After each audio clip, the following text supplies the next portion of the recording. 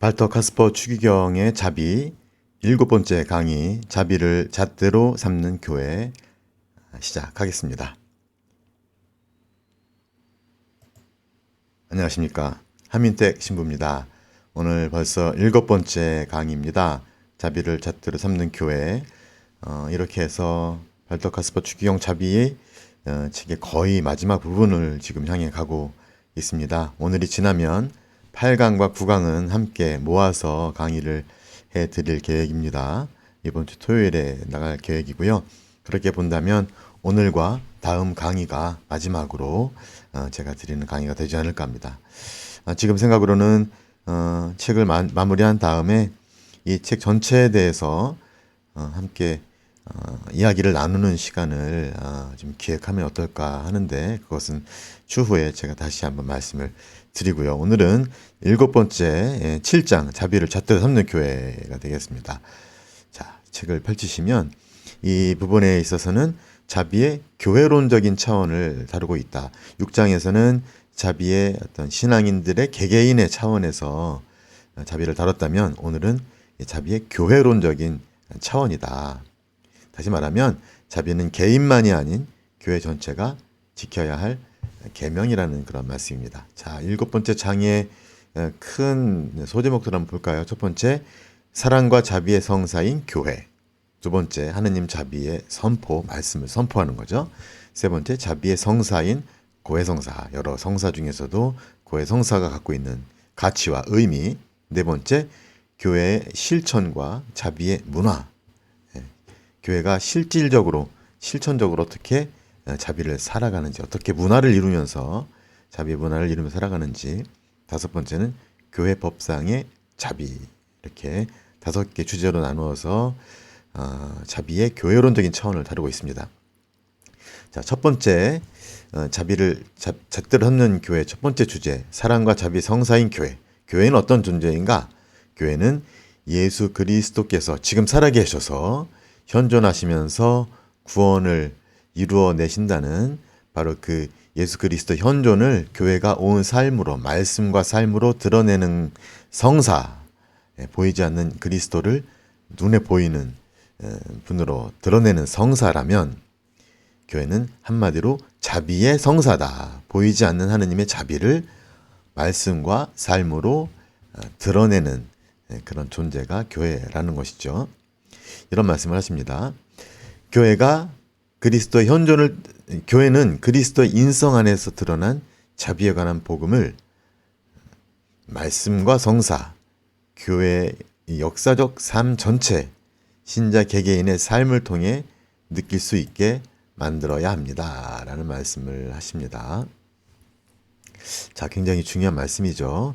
다시 말하면 사랑과 자비가 없는 교회는 더 이상 예수 그리스도의 교회가 아니라는 그런 말씀입니다. 좀 이렇게 받아들이기 쉽지 않은 그런 말씀이기도 하지만 굉장히 의미심장한 말씀이기도 한 것이죠. 자, 이 책 중에서 그 중간에 이런 부분이 있습니다. 자비와 사랑, 사랑이죠. 자비와 사랑, 그리고 교회가 서로 내적인 상관성을 갖고 있다. 이런 얘기를 하는데, 여기서 이야기하는 것은 그런 사랑과 자비가 그런 교회 안에서 실천된다는 것. 다시 말하면 그 자비가 교회론적인 차원을 지니고 있다는 것을 이야기하는 것이라고 좀 정리하면 좋을 것 같고요. 약간 쉽진 않은 부분입니다만 그렇게 정리하면 될 것 같습니다. 그 다음에 이어지는 내용이 바로 하느님의 자비를 증언하는 것이 교회의 사명이다. 그러면 그 사명을 어떻게 실천할 것인가? 3가지로 나누어서 이제 이 장의 앞으로 남은 3가지의 이제 주제가 되겠죠. 첫 번째는 말씀 선포를 통해서, 두 번째는 고해성사를 통해서, 세 번째는 구체적인 삶을 통해서 증언을 하게 된다. 이걸 통해서 자비를 증언하는 사명을 교회가 실천하게 된다라는 말씀인데, 하나하나씩 보죠. 자, 자비의 선포. 자, 교회가 말씀으로 하나님 나라의 복음을 선포할 때 그 내용이 뭐냐? 바로 하느님의 그 자비로우심을 그 내용으로 선포해야 한다라는 것입니다. 교회가 선포할 때 다른 이야기 하지 말고 세상 살아가는 어떤 처세술 이야기 하지 말고 인간에게 자비를 베푸시는 하느님의 구체적인 역사를 실제로 지금 우리와 함께 살아가면서 우리에게 자비를 베풀어 주신 살아계신 하느님의 이야기를 우리가 해야 된다라는 말씀입니다. 특히 이거 굉장히 중요합니다. 교회 복음 선포를 통해서 성경이나 성전에 있는 하느님의 그 구원의 역사가, 자비의 역사가 실제로 지금 여기서 이루어지는 우리들의 역사, 우리들의 구원의 역사가 된다는 겁니다. 이 복음, 교회가 선포하는 복음 없이는, 교회가 선포하는 자비 없이는 사람들은 그 어디에서도 우리를 구원하시고 우리에게 자비를 베푸시면서 우리를 구원해 주시는 하느님을 만날 수가 거의 없다라고 볼 수가 있겠죠. 그런 면에서 우리 교회의 말씀 선포, 복음 선포가 얼마나 중요한 가치를 지니는지를 여기에서 보여주고 있는 것이죠. 이런 말씀은 오히려 우리들에게, 특히 사제들에게, 또 강론과 교리 교육을 하는 사제들에게, 또 교리 교육 일선에서 사목 현장에서 교리 교육을 하고 있는 교리 교사들에게도 적용되는 그러한 말씀이기도 한 것이죠. 그들의 말씀 선포가, 예언자직의 수행이 지금 여기에서 하느님의 역사가 실현된다라는 것, 그것을 우리가 생각하면 좋지 않을까.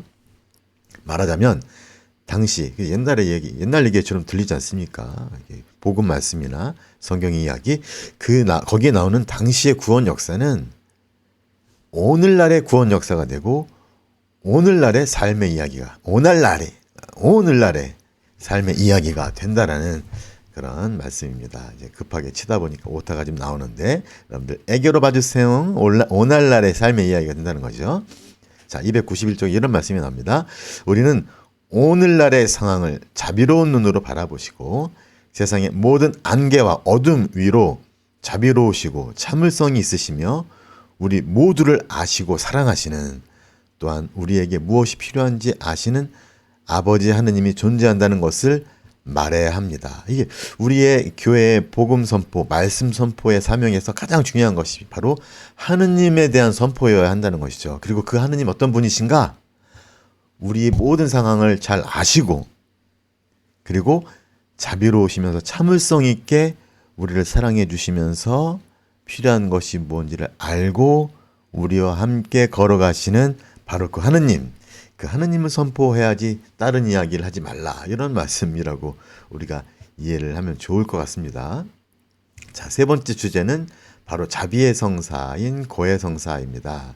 자, 우리 그리스도교의 7가지 성사, 7성사이다. 예, 모든 7가지 성사 모두가 다 자비의 성사입니다. 예, 모두가 다 하느님이 어떻게 자비로우신지를 드러내는 그런 성사들이라는 거죠. 세례 성사부터 병자 성사에 이르기까지 모든 성사가 자비의 성사다. 하지만 그 중에서도 특별히 고의 성사는 중요한 의미와 가치를 지닌다. 그래서 칼 라너라는 신학자는 이 고의 성사에 대해서 연구를 하면서 고의 성사가 여러 성사 중에 하나이기도 하지만 사실은 교회의 본질적인 삶이 어떤 것인지를 표현해 주는 것이 바로 고의 성사다. 하느님의 모든 것, 또 그 하느님의 모든 것을 담아내는 교회의 모든 것을 표현해내는 것이 고의 성사다라는 말씀을 하십니다. 그러면서 오늘날 이 고의 성사에 대해서 많은 사람들이, 특히 서양에 있는 사람들은 고의 성사를 잘 보지 않습니다.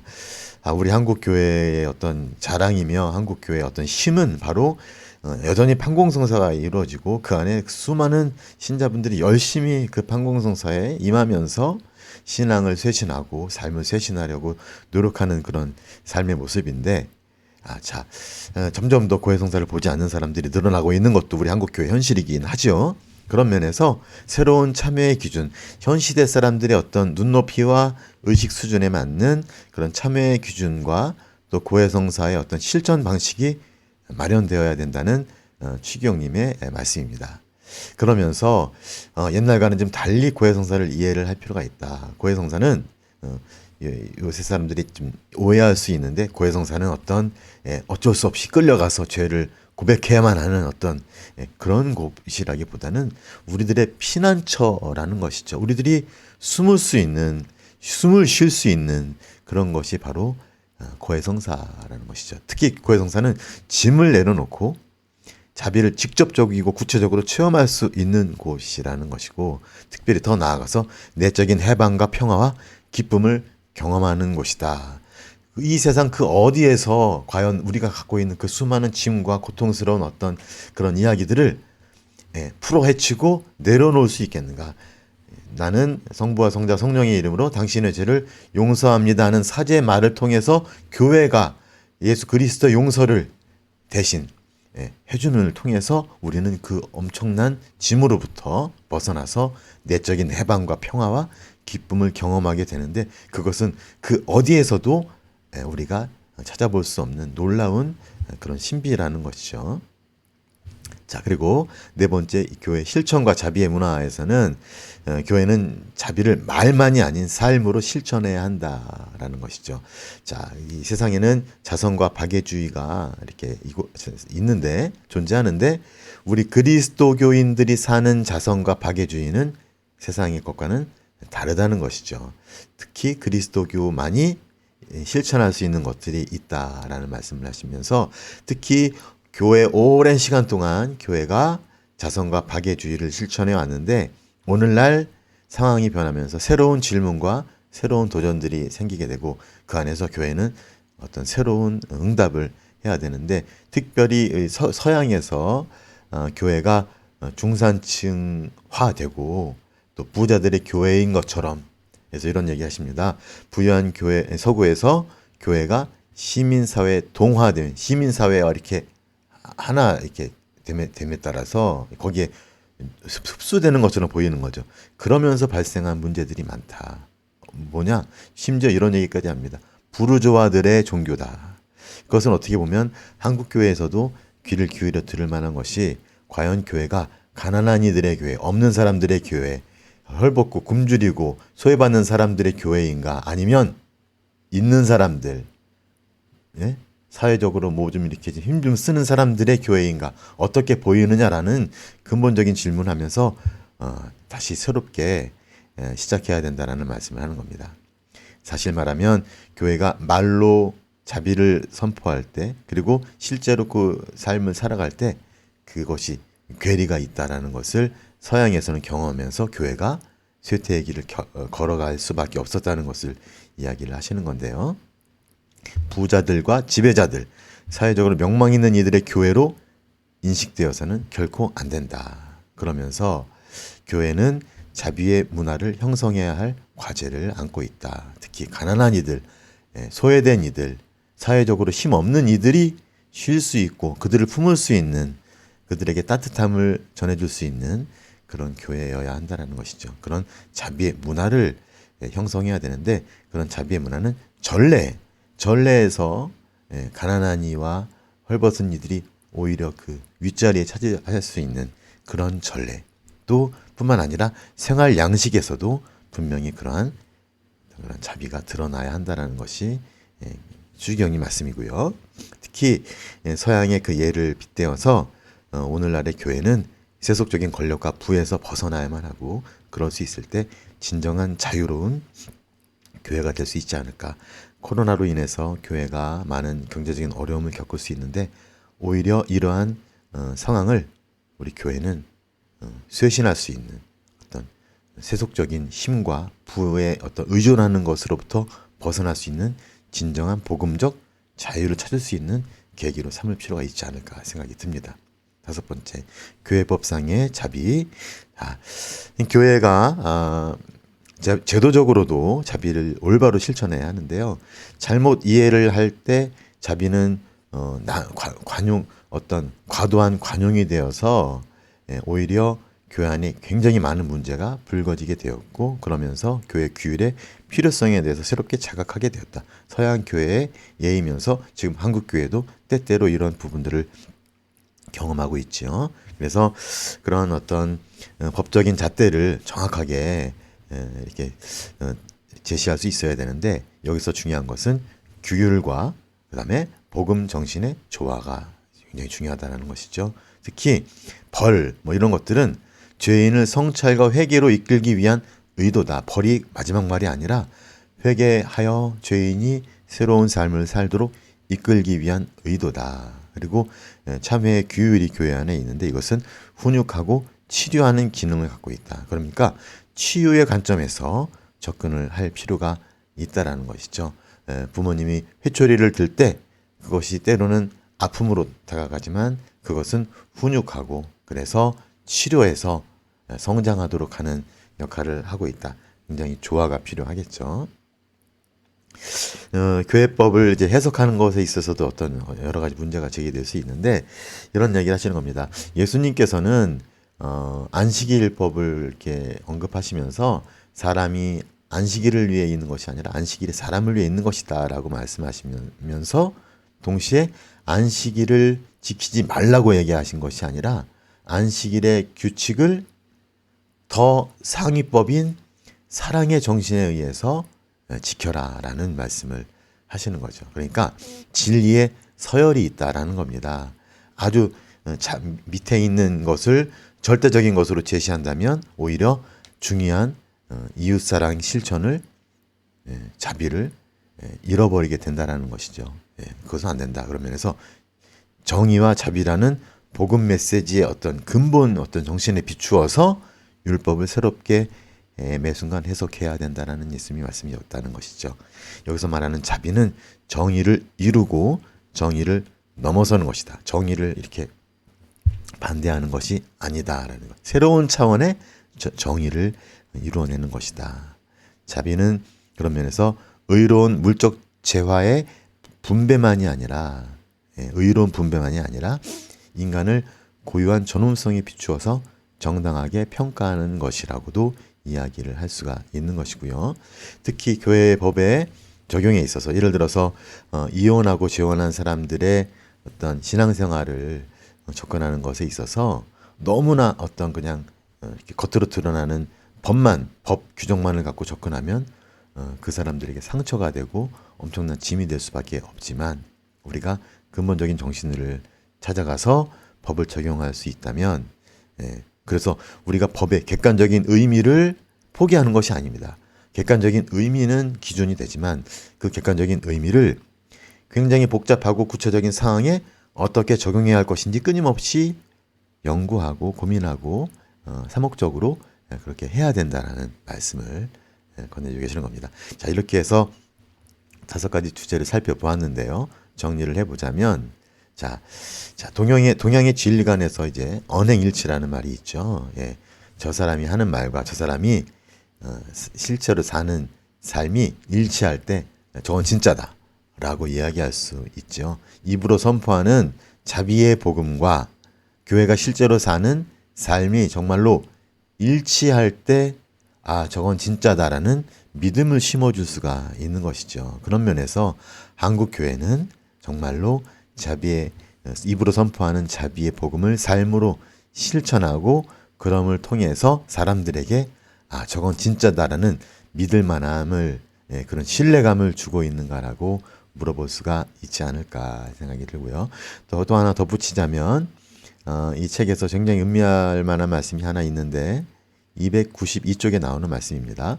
교회가 하느님의 자비를 증언할 때 2가지 심오한 진리를 증언한다고 말합니다. 하나는 하느님에 관한 진리. 어떤 진리인가?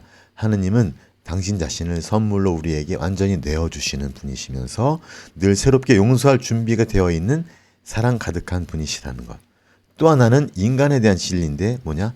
인간은 하느님께서 창조하신 아름다운 존재라는 것이고요. 하느님께서 인간이 죄로 인해서 그 존엄함을 이렇게 죄로 물들였다면 하느님은 당신의 자비로 인간의 존엄성을 되찾아 주신 분이라는 것. 다시 말하면 교회가 자비를 실천한다고 할 때 그 실천을 통해서 교회가 드러내 줘야 할 거 뭐냐? 하느님이 어떤 분이신지를 그리고 인간이 어떤 존재인지를 드러내 주어야 한다는 것인데 과연 한국 교회는 하느님이 그렇게 당신을 선물하시면서 늘 새롭게 용서할 준비가 되어 있는 사랑 가득하신 분임을 만나게 해주는지 그리고 교회는 동시에 인간이 그 사랑을 입은 인간이 얼마나 고귀하고 소중한 존재인지를 교회는 일깨워주고 있는지 우리는 삶에서 그렇게 살아가고 있는지를 질문하는 굉장히 중요한 대목이 아닌가 생각합니다.